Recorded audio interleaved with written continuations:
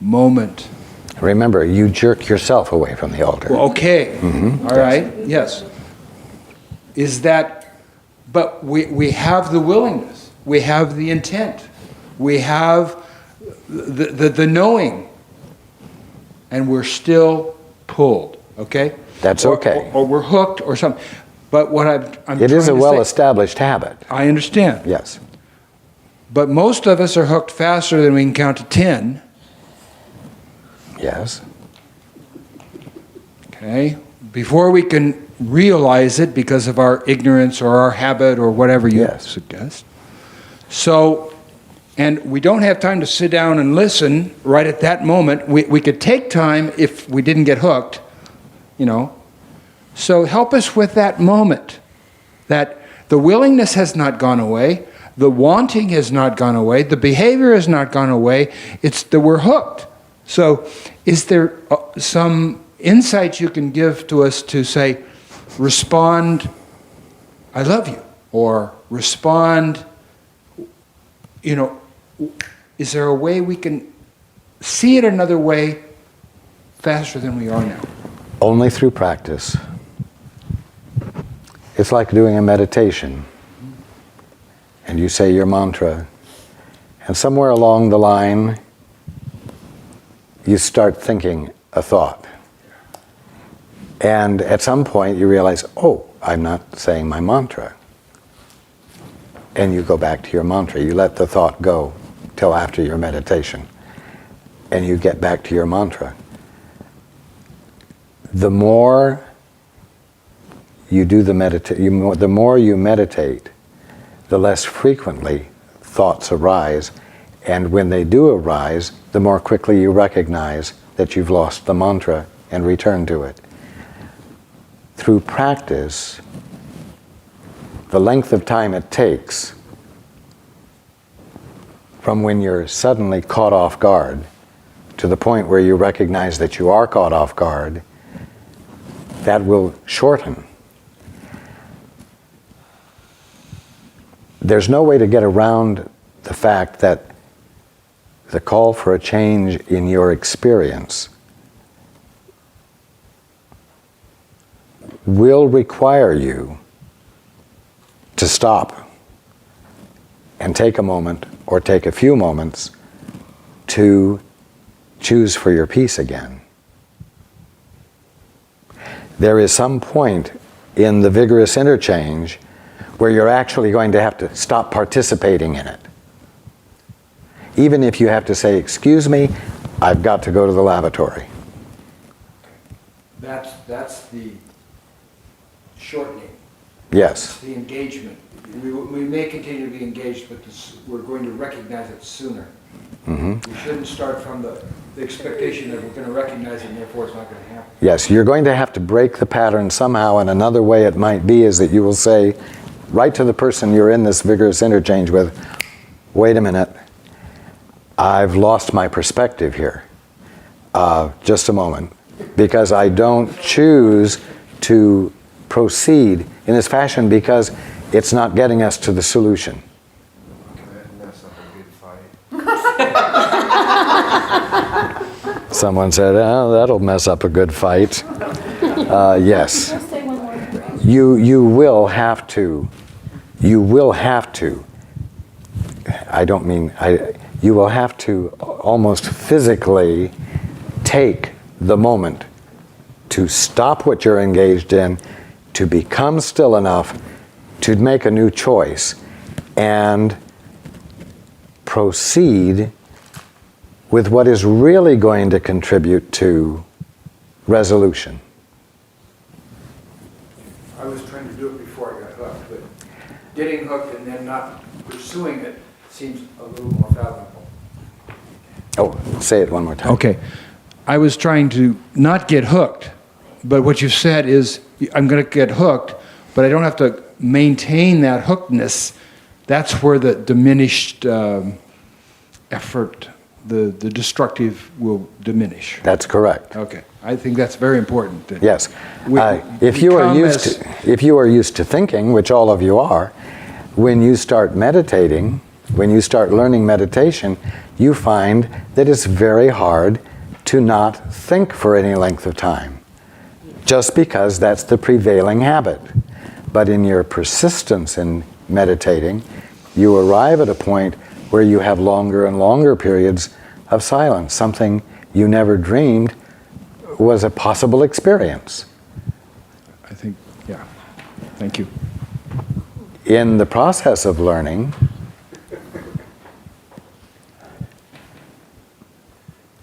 you can't afford to criticize yourself for thinking. Thinking is going to happen because it's the prevailing habit. Getting hooked is going to happen because defense is the prevailing habit.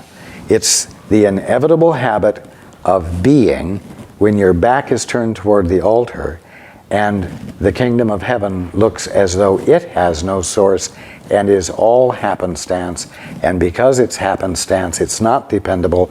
And because it's not dependable, it's potentially threatening to your well-being. Therefore, existence is an ongoing state of defense. You see? So it's the prevailing habit. And as you begin to break it, it's going to hook you. So you say, okay. And then you take each time you're hooked as the opportunity to choose once again instead of just playing it out to the bitter end. And then you take whatever moments it takes to actually shift gears. And you do it because you know, and you will know more and more clearly as you do this, because you know that in not playing out the old habit of defense, you actually come to resolutions. It's productive, you might say. And it's therefore totally reasonable to engage in what is productive, where everyone benefits. Okay. Raj, I want to point out something that as I've experienced, and that is if I meditate, I have noticed if an attack comes, it doesn't penetrate. It's like there's an invisible shield. But if I hesitate too long and think about what I think I'm perceiving, then I'm hooked. But there is a moment there where there is a shield. Indeed. Where it bounces off. It's similar to if you've had a lack of sleep, your temper is shorter than when you're well rested. Yes. So I found that is really vitally important in helping break these habits. And so the practice of meditation on a regular basis can enhance your restedness, the pause. your centeredness, Yeah. so that the shield, as it were, the decreased inclination to react can be enjoyed more. Yes. Yeah, I think that's really important, a really important point. Thanks. It is a valuable tool, yes. Thank you. Taking 5 or 10 minutes to be with your guide has the same wonderful benefit. Okay, let us continue.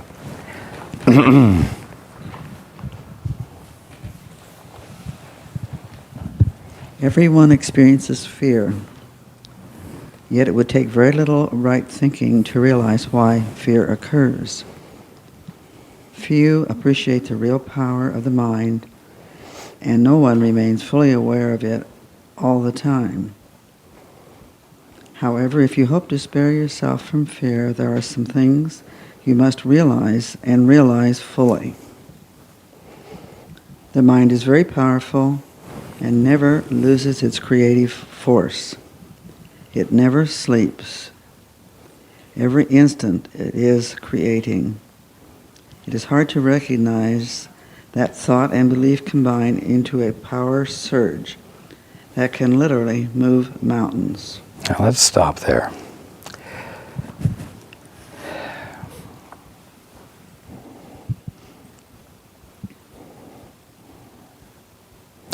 The mind is very powerful and never loses its creative force. What I want you not to get hooked on is the word creative, because creative is so closely aligned with creation.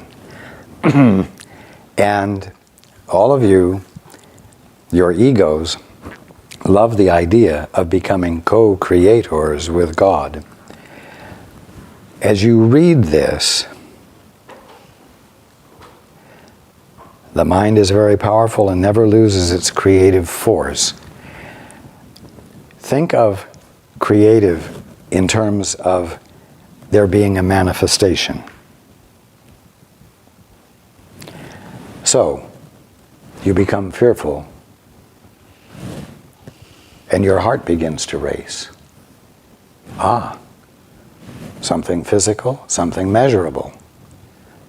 Your mind has had an effect that is measurable. There has been a manifestation of the fear. I'll tell you something, though. Fear cannot create for its defense. Let's put it this way. The use of fear in your mind for the purpose of defense cannot cause a gun or a knife to manifest on the table in front of you for you to protect yourself with.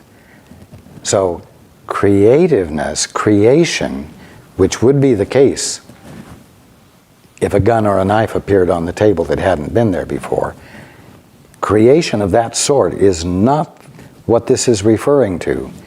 Understand that your mind is always having an effect. What you're thinking is always having an effect. And when you choose for your peace, and you let it in, and you feel it, your heartbeat slows down, your blood pressure drops, physically your body begins to function more efficiently. There is an effect. In that sense, it is creative. We're talking about that there is always a manifestation of your mind. Continue. It appears at first glance that to believe such power about yourself is arrogant, but that is not the real reason you do not believe it. You prefer to believe that your thoughts cannot exert real influence because you are actually afraid of them. This may allay awareness of the guilt, but at the cost of perceiving the mind as impotent. If you believe that what you think is ineffectual, you may cease to be afraid of it, but you are hardly likely to respect it. There are no idle thoughts. All thinking produces form at some level. Indeed. It produces form by affecting form.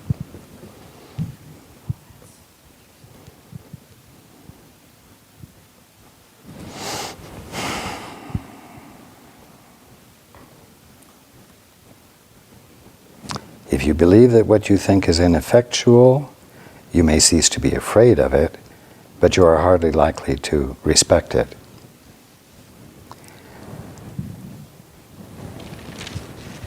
I will tell you that one of the reasons that Paul is reluctant to let me respond to everything is because he is afraid that if he does, everything that he will be about will be profoundly meaningful and have its effects.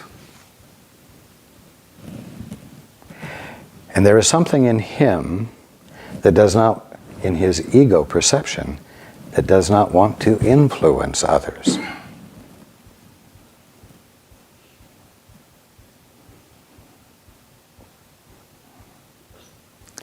he is afraid that the result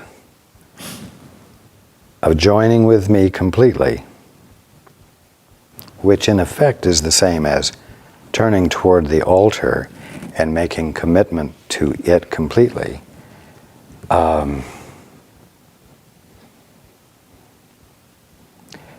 is going to result in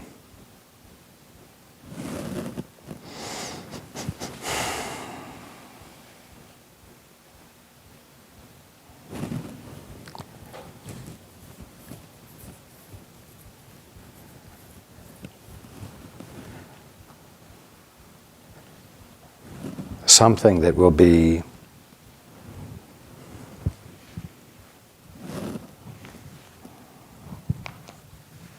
you see, he doesn't even want to hear the words. Something that will be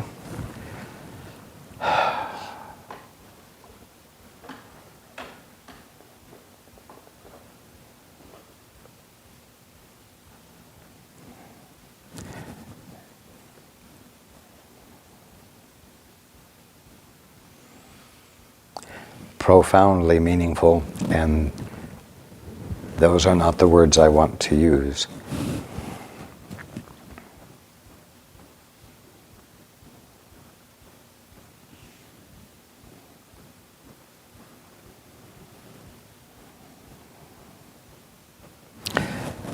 Nevertheless, he is afraid of being, of what it would mean to be the focal point for that kind of meaningfulness.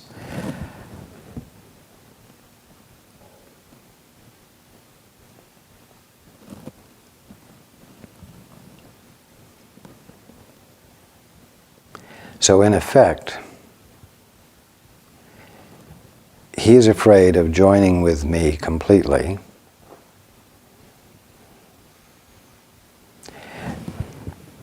because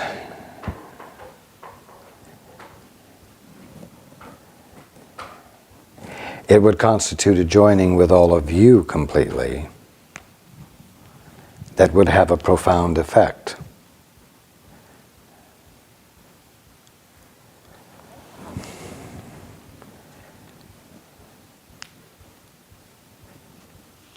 Which would naturally be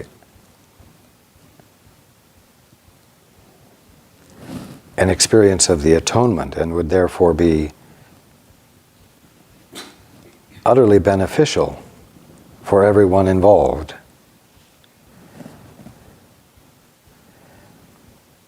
But then, as his ego perceives it, that would be a matter of being extremely influential,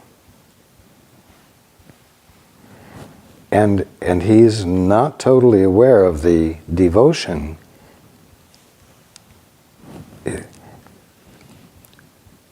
which is part of his mutually agreed upon definitions to everyone's right to make their own discoveries for themselves without help. And yet,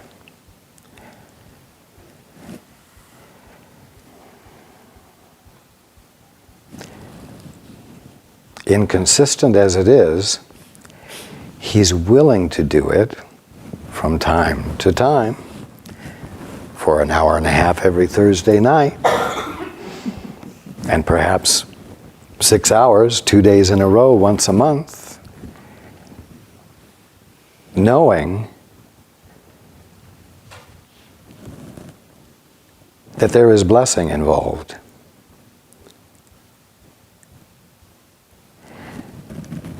But I will tell you, and I'm sharing this with you because this isn't so different from everyone's fear.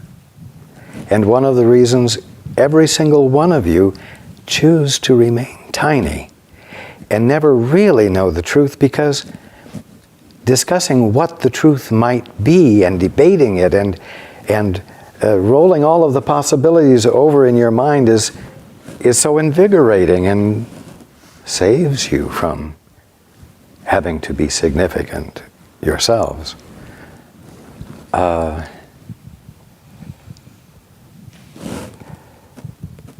He doesn't mind doing it occasionally, but he knows that if he makes commitment to me, to the altar, totally, it will be like going from one cylinder on a 16-cylinder engine to all 16 cylinders.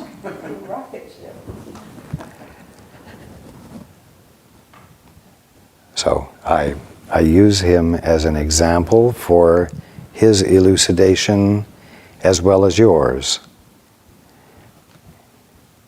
You really do all use fear as a way of avoiding being the significant presence of God that you are.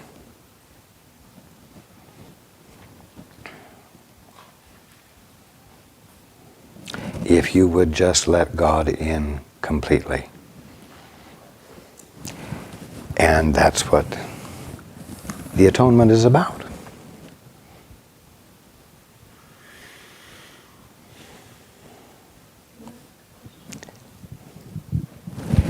Yes, microphone.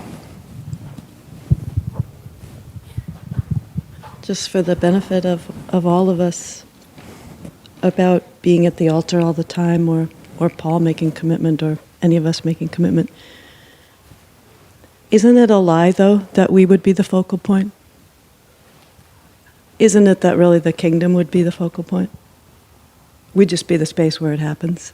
That is correct.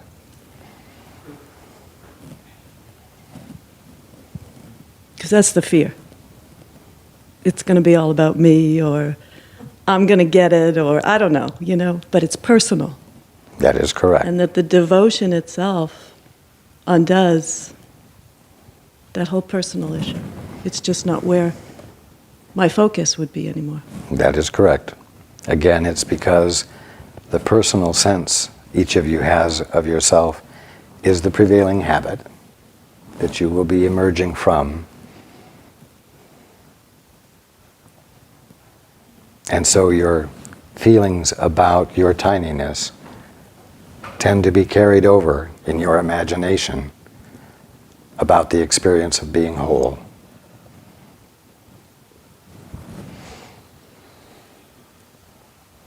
All of you have your little places you get hooked. The necessity is to persist anyway. And that Paul does.